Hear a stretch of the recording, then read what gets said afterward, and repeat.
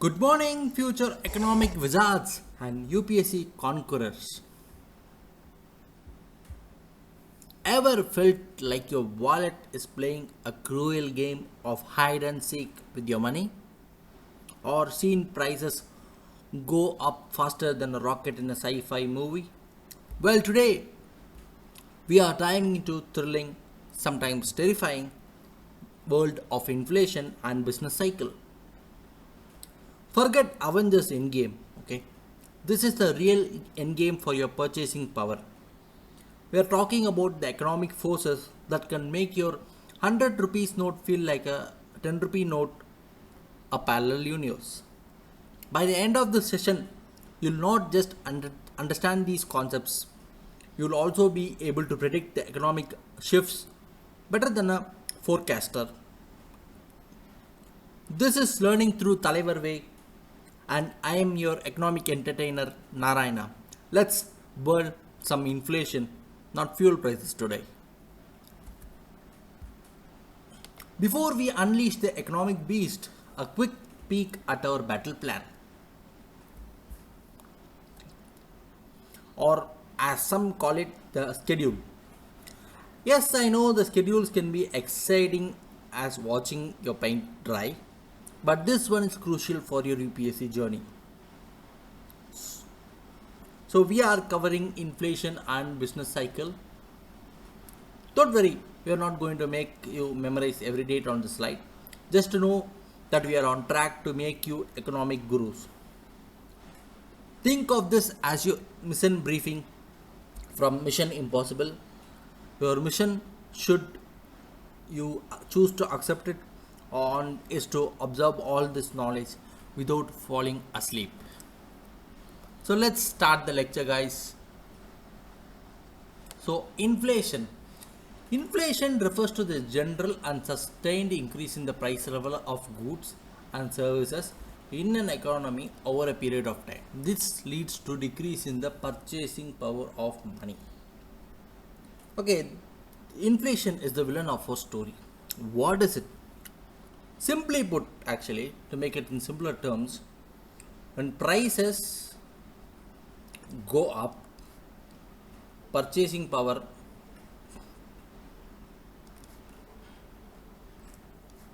goes down.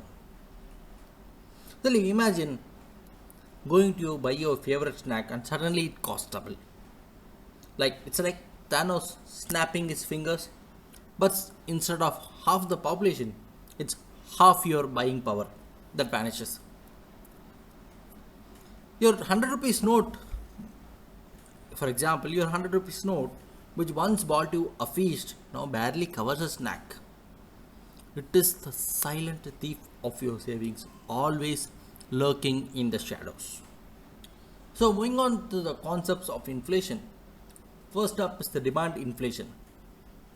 This is when too much money chases too few goods. Okay, actually there is a lot of money, but there's no goods in the very less goods in the market. So that is demand pull inflation. Think of it like this: everyone suddenly wants the latest iPhone, but Apple can only make so many. What happens? Prices skyrocket. It's the economic equivalent of a Black Friday sale gone wild, but instead of discounts, you get the prices hikes. When the government injects more money or the RBI cuts interest, it's like everyone it's like giving everyone a credit card with no limit. What could possibly go wrong? Everyone has money, everyone wants to buy, but the factories can't keep up. See, it's the classic case of supply not keeping pace with insatiable demand. See, to make it much simpler, when everyone wants biryani, but there's only one plate left, so the price has skyrocketed. This is demand pull inflation. Now, coming on to the cost push inflation, this is when the production costs go up. Being the kind souls they are, pass that cost directly to you. It's like when your favorite chai wala suddenly charges more because the milk prices went up or the cost of sugar doubled. Remember in the 1970s oil crisis or the recent supply chain disruptions that made everything from microchips to furniture more expensive. That's cost push in action. See, it's like the raw materials are demanding a rise and the producers are just saying, okay, but you are paying for it, and it originates from the supply side, squeezing profits and forcing price hikes. See, when the onions for that same biryani which we saw in demand pull inflation goes from rupees 20 to rupees 120 because of floods. So that is cost push inflation. See, in both cases, prices go boom. It's like a Rajinikanth movie. Doesn't matter how but the explosion is always guaranteed. And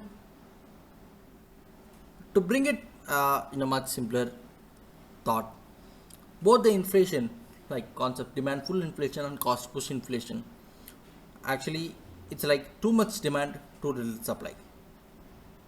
Okay, it reminds me of tickets for the first day for sure. So this point will specifically suit for demand pull inflation in particular. Now we will be looking into the types of inflation. See, inflation is not a one trick pony. It comes in many avatars, some mild, some absolutely terrifying. Think of it as different stages of fever, from a slight chill to full blown meltdown. Now let's start with creeping inflation.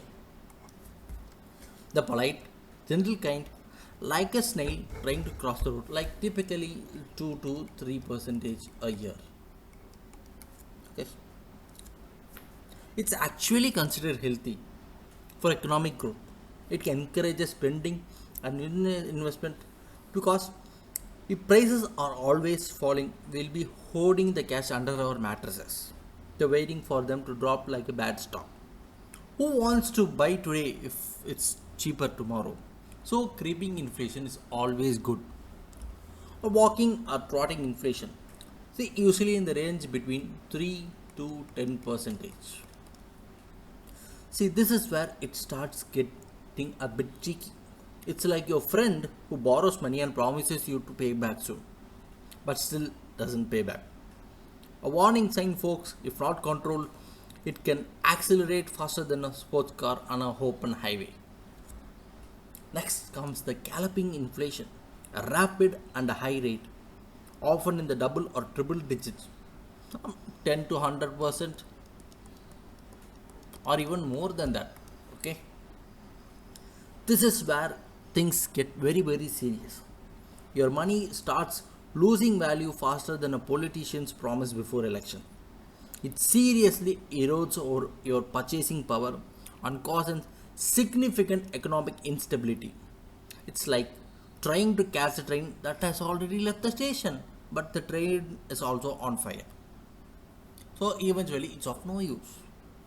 And then comes the economic apocalypse, hyperinflation, an extremely rapid, out of control, and accelerating increase in prices, typically exceeding 1000% a year. This is so high inflation that remember Zimbabwe in the late 2000s and Venezuela in 2010s. People carrying wheelbarrows full of cash to buy bread. It's not a joke actually. It's a horror movie in real life. Your money becomes less valuable than the paper it's printed on. Money haste would be pointless because the money itself is worthless. The monetary system collapses, public confidence in the currency vanishes faster than a free sampled footwear. Zimbabwe's hyperinflation was worse than any Shankar movie villain's destruction. Except this time, the currency was the real victim. Now, let's talk about some weirder types of inflation. Stagflation. See, this is the economic equivalent of bad hangover. High inflation, high unemployment, and a stagnant economic growth. It defies conventional economic theory. It is like being stuck in traffic during a flood. Everything is bad and nothing is moving. 1970s oil shocks gave us this lovely gift, proving that sometimes the economy just wants to be difficult. Next one is deflation. Sounds good, right? Prices falling, but no, actually, it's actually detrimental. People postpone buying, hoping prices will fall further. Businesses stop producing, leading to reduced aggregate demand, economic contraction, and higher unemployment as well. It's like a perpetual sale where no one buys anything they expect because they expect an even bigger sale tomorrow. See, Japan knows this pain too well, struggling to stimulate domestic demand for decades. Coming on to the next, we are entering into disinflation. This is a good news actually. Prices are still rising but at a lower pace. It indicates inflationary pressures are easing. It's like your car was speeding at 100 kilometers per hour and now it's doing at 60 kilometers per hour. Still moving but not as dangerously fast. India has seen this recently with the consumer price index CPI falling. So give a round of applause for the RBI for easing the foot off the accelerator. Next one is reflation. It's the opposite of deflation. Okay, it's policy aimed at increasing the general price levels to combat deflation or depreciation, often by increasing the money supply or reduce tax. Think of it as an economic defibrillator, trying to bring the economy back to life with a jolt of moderate inflation to stimulate activity. Finally comes in scooflation. Skew-flation. This is quite sneaky one, to be honest. There's a significant price increase in few specific sectors or commodities, particularly in food items, while other sectors experience relatively stable or even declining prices. To bring it in a simpler terms, it's like one part of your body is having a fever while the rest is perfectly fine. This disproportionately affects the lower income households whose budgets are heavily weighted towards food. See, example you can bring it in. When tomato prices shoot up, but the luxury car prices are stable. That's Qflation, giving a wink and a nod to the inequality. So hope you guys understood the types of inflation, the weirder ones, everything, because we'll be going into much detailed topics of inflation. Starting with the measurement of inflation, wholesale price index. How do we even know that inflation is first of all happening? Do we just feel in our wallets? Well, even economists have some fancy tools. And the first one is wholesale price index or WPI. See, published by the Office of the Economic Advisor, DPIIT, Department of Promotion of Industry and Internal Trade, under the Ministry of Commerce and Industry. Its base year is 2011 and 12, which is updated recently from 2004-5. WPI measures inflation at the wholesale level. Okay, wholesale level. Think of it as the price tag before it hits the retail store.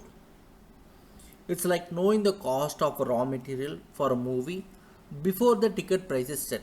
It's broadly comprised into three major groups: primary articles, fuel and power, and manufactured products. See, but here's the catch and a significant limitation: it excludes services. So, if your tuition fees, doctor's bills, or even Netflix subscription goes up, WPI won't bat an eyelid. Okay, it also doesn't directly reflect the retail prices. It's useful for businesses for cost input analysis,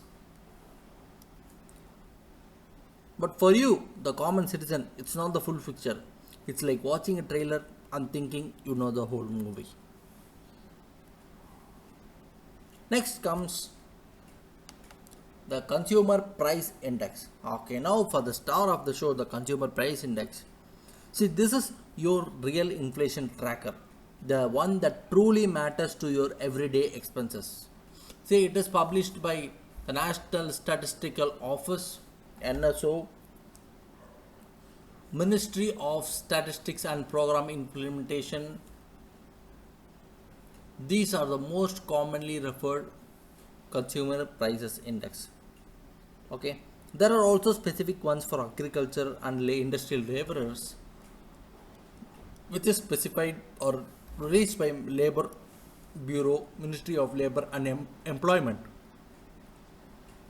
See, its base year is 2012. CPI measures inflation at the retail level, what you and I actually pay for the fixed basket of goods and services. It's like the final ticket price for the movie, which includes popcorn and soda, and even for the parking. Its components include food, beverages, housing, fuel and light, clothing and footwear, and a big miscellaneous category that covers everything from education and health to transport and recreation, everything. This is why CPI combined is the inflation target official inflation target for the Reserve Bank of India for monetary policy formulation.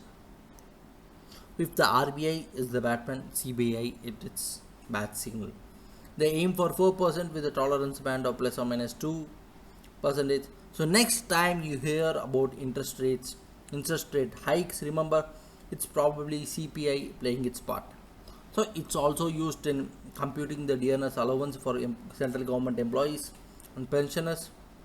So if your DA goes up, thank CPI, not your boss. So let's look into a PYQ here.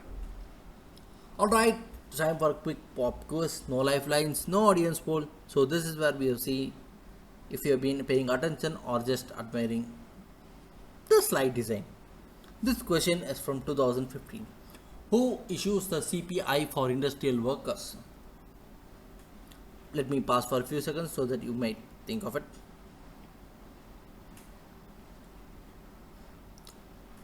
Hope you guys found out the answer. The right answer is Labor Bureau. Answer option C. If you got it right, give yourself a pat on the back. If not, well, there's always next time, or more importantly, more revision. Don't worry, UPSC doesn't expect you to know everything, just this specific thing from that specific year. So, no one can guess. So let's look into BOMOS PYQ. Another gem from the UPSC archives. This one separates the economic enthusiasts from the just here for the free chai crowd. This question is from 2020. Consider the following. Share of food items is higher in CPI than WPI. WPI does not include services, but CPI does. RPI uses WPI to set interest rates. Which of the statements given above are correct? Again, let me pause for a few seconds. So think of it.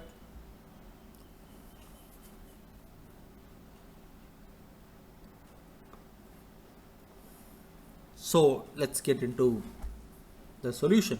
So let's break it down first of all. Statement 1. Share of food items is higher in CPI than WPI. Yes, CPI has higher weightage for food, ranging around 46%, especially in rural India. So that statement is correct. Statement 2. WPI does not include services. CPI does. Absolutely correct. We just saw in during the explanation of CPI. It's absolutely right. We just discussed the WPI's limitation as well. Statement 3. RBI uses WPI to set interest rates. No. Since 2014, RBI uses CPI combined for inflation targeting and not the WPI. So this option is wrong. So the correct answer is option E, 1 and 2 only. See, It's not at all a rocket science, just a bit of memory and logical deduction. Okay, so only data points matter here, nothing else. Now we'll be going into the phases of business cycle.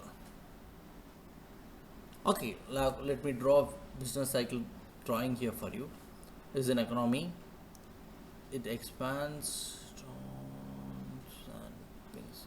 Okay, so this is the business cycle usually. Now let's shift gears from inflation to its wild cousin business cycle. Imagine the economy as a roller coaster. It has its ups, downs, and sometimes it just hangs there, making you question all your life choices. This cycle is recurring but not periodic, meaning it happens again and again, but not necessarily at your fixed intervals. Like your favorite TV show, you know there will be another season, but you don't know exactly when or how long it will be. First, expansion. Boom phase. This is the expansion phase. This part, right? This part is the expansion phase. The glorious climb. GDP is rising. Jobs are plentiful. Unemployment is low. Everyone is spending money like there's no tomorrow. Businesses are investing. Stock markets are soaring. It's like the economy is on caffeine high, buzzing with optimism. Think of India's rapid growth in the early 2000s or our current robust growth. Good times, good vibes. So that is the expansion phase. Next comes this peak phase. Okay, this phase is known as peak phase. That's the top of the roller coaster. You're high up, enjoying the view, but you know what's coming next. Economic growth rate starts to slow down or plateau. Inflation is often at its highest, and the economy may soon show signs of overheating, like a car engine revving too high. It's that moment in a movie where everything is perfect and you just know something bad is about to happen. Comes next the contraction phase. This phase is contraction. This drop phase is called contraction phase.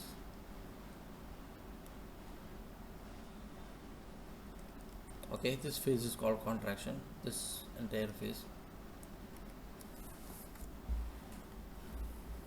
A significant decline in economic activity.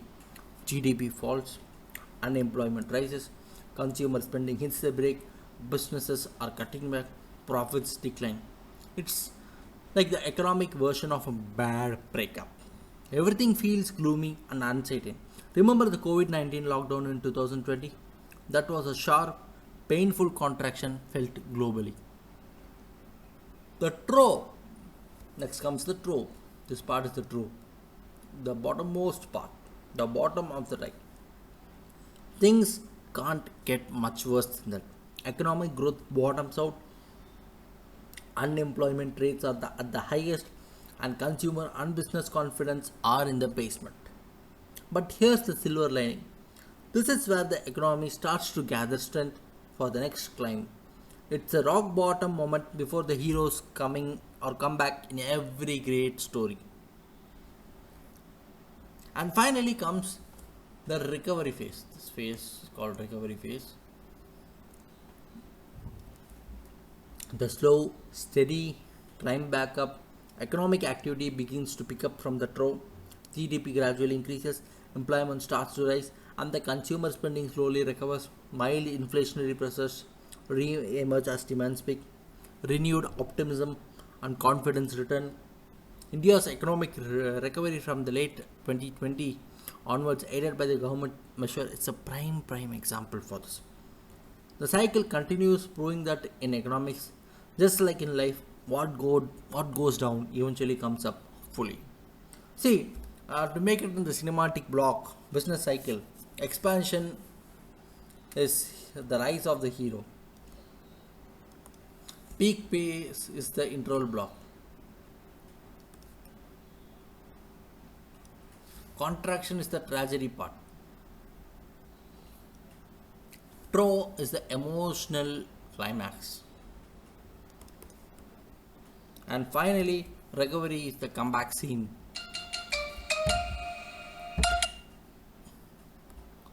Comeback scene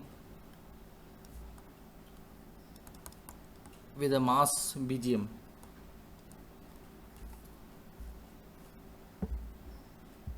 So, what are the causes of business cycle as the cost list appears? Aggregate demand fluctuations. Okay, it's about how much everyone, including households, businesses, government, foreign sector, wants to spend. If everyone suddenly decides to save and demand drops, so does the economy. If everyone goes on spending spree, boom, it's the collective buy or don't buy decisions of millions. So that is the aggregate demand fluctuation. Then comes the monetary factors. The RBI's role. Actions by the central bank play a very crucial role. Changes in interest rates, money supply, credit availability, which influences borrowing, investment, and consumption.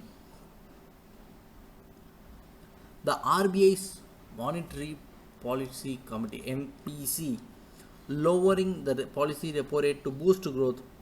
That's them trying to fine tune the economic engine like a skilled driver adjusting the gears. Next comes the technological shocks. Major innovations can lead to extended periods of expansion by boosting productivity and creating new industries. So, I hope everyone remembers the IT revolution. It created new wealth, new jobs. So, that's a positive technological shock. Conversely, a lack of new breakthroughs can contribute to stagnation. So, keep innovating, folks. Next comes the external shocks. See, these are the wild cards. Things outside the domestic economy that can significantly impact the business cycle. Okay, global economic slowdown, sudden commodity price shocks like oil prices skyrocketing, geopolitical events, wars, trade disputes, or even pandemics like COVID-19.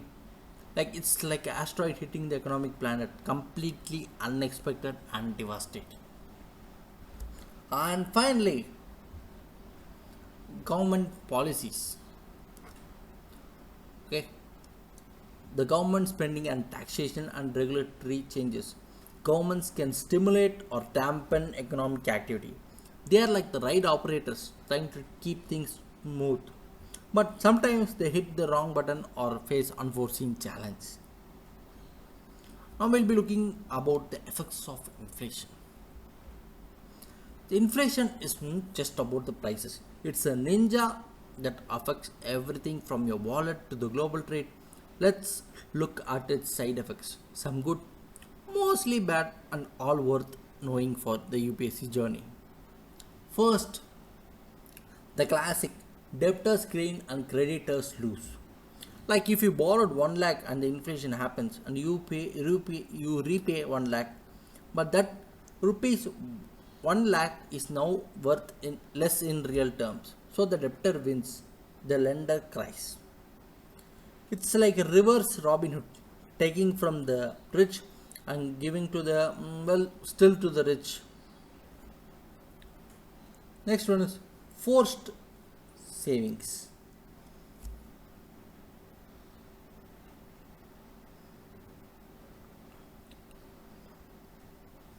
So it's like you're trying to make it save your money or to maintain the real income. Like it often widens the inequality. The wealthy typically have more diversified assets that can save as a hedge against inflation, while the poor just have cash that loses value because they keep saving. It's a cruel game.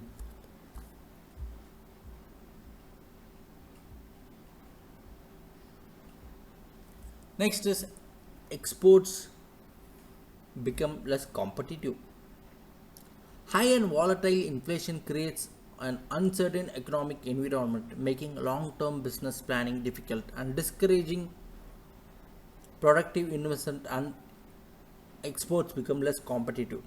See, businesses struggle to forecast costs and revenue, which leads to misallocation of resources and sometimes might lead to shortages as well. If inflation rises faster than nominal income, your real wages fall, and the same applies for the economy as well. Because sometimes the savings which you saved or the exports which you do started to become less competitive because your currency value starts getting into trouble. Next one is worsening trade balance.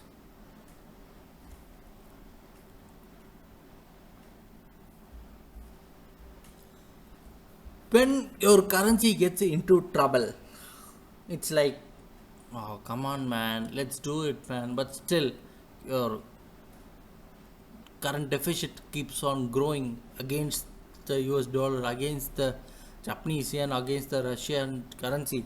But because the inflation is very high, your trade balance starts to get affected, which eventually puts you into a lot of trouble.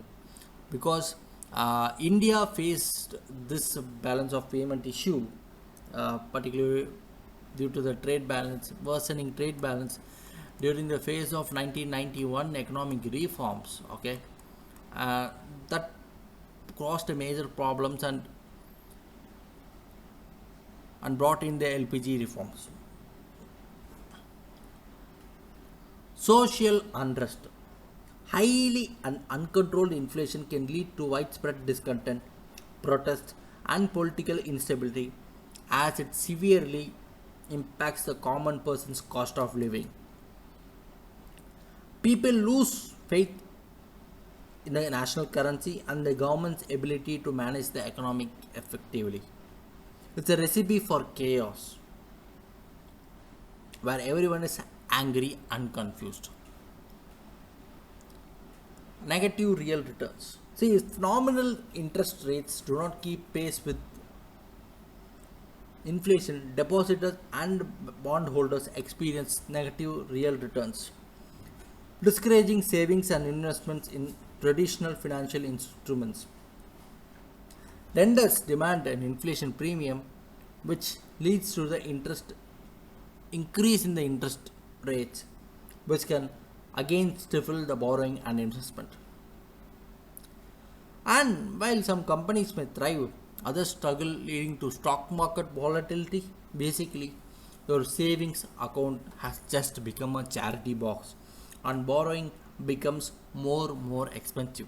It's a fun time. So let's look into a PYQ on the aspect. Consider the following statement: inflation benefits the debtors and inflates the bondholders. See, this one tests your concepts understanding of who wins and who loses in the inflation game. Take a moment, recall our discussion, and choose wisely. And let me pause for a few seconds. Hope you guys came up with an answer. So let's break it down. Statement 1: inflation benefits the debtor. Yes, we just discussed that in the previous slide. They repay with cheaper money, effectively reducing the real burden of their debt. That's correct. This is correct. Statement 2: inflation benefits the bondholders. No, bondholders receive the fixed interest payments. During inflation, the real value of those payments decline. So, inflation hurts the bondholder. So, this is point is wrong. Therefore, the answer is one only. So, if you got this, you are an official inflation expert and you have successfully navigated the economic minefield of UPSC Prelims. So what did we learn today? It's just that